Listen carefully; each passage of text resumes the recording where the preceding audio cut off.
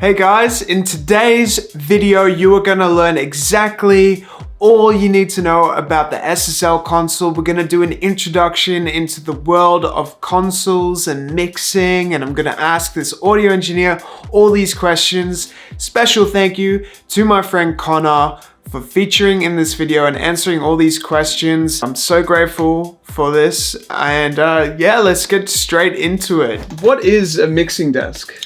So a mixing desk is pretty much just an analog tool in order to create a song and affect it in essentially mixing. It allows you to record, mix, do anything that you really want with a song that just aids in the production after you've written it. That's awesome. Why would we use a mixing desk? You can use a mixing desk for a variety of reasons. A lot of people nowadays are actually working in the box on their laptops using multiple different softwares, such as yourself. But for big studios that are able to afford it, or even just to make it easier for you to touch certain things. If you're like me, I like to fiddle around and touch everything. It's a bit more manual, like you could actually have that physical recording experience. Yeah, for sure. But yeah, it's kind of personal preference at this point. Anyone can do anything.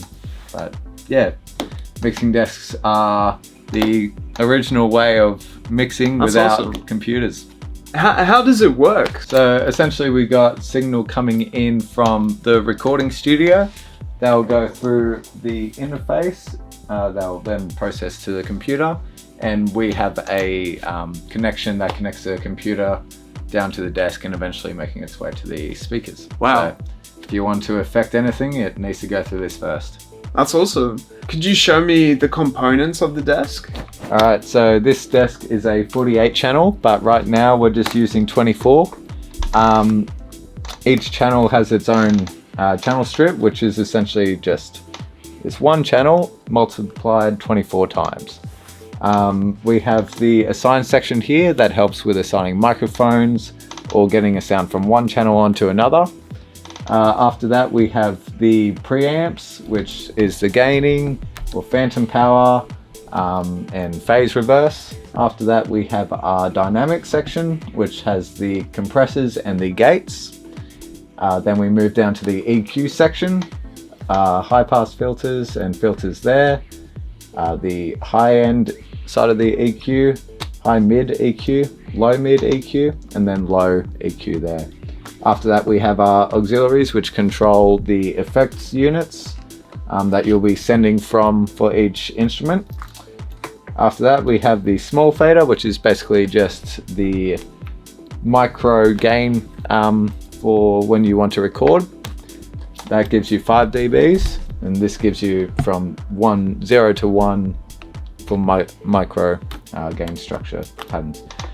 After that, we have our panning, solo and mute, and then our main level for each instrument. Eventually that'll make its way to the master section. The famous SSL compressor is on most desks, but right now we've just got the main level going up, signed speakers through there, and then it'll make its way to the speakers. Right now we're using the Atoms. Alright, so this is a patch lead, and this is what we use to connect the inputs and outputs of different microphones into the desk from other recording space, or outboard units such as this, or the effects throughout the entire studio. Right now we have the effects unit set up. So for this, we have coming out of the auxiliary input into the reverb unit. Then that reverb is going up into one of our spare channels that's on the right hand side of the desk. You can see that indicated on the actual patch bay. It's labeled and numbered to indicate its direct correlation to the numbers on the desk. So could you show me how to get sound out of the SSL desk? Sure thing. Right now we're going out of channel 14, which is indicated here on the desk. So from there, it'll go out of the computer through the desk now. So come down, we can affect it any way that we want with the compression, the EQ, and any effects that we'll have going. Right now we have the reverb and delay set up. After that, it'll make its way down to the master fader, Right now I've just got it solo, so all we'll hear is the vocals, and just give it a little play. Cool. Turn it up. You can hear the reverb coming through there as well. Afraid to lose my mind. A Wow. little bit of delay as well. Is it time to let go of fear? I don't want to lose myself. You can affect what side of the stereo image you'll come from as well through the pan dial. It's basically the same as when you have it in your DAW as well. Pan That's really cool. volume. Yeah. Oh, The difference is it's analog. Yeah, awesome. It's that simple. So, how would you use this to mix a track? So to mix a track, I always love to just start off with a real basic balance. I've done that earlier, which we'll be able to hear now.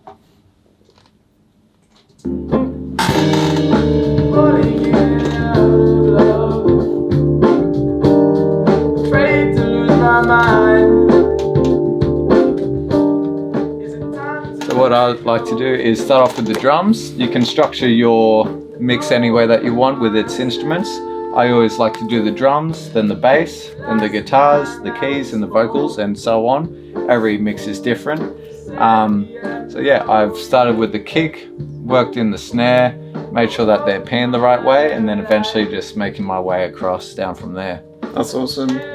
Alright guys, thank you so much for watching. I hope you learned so much about the mixing console. If you want to learn more about even audio interfaces, I've got plenty more videos on my YouTube channel. If you want to learn stuff about speakers and any tech gear, I've got plenty on my YouTube channel for you guys to check out. Have a good one, and I will see you guys soon.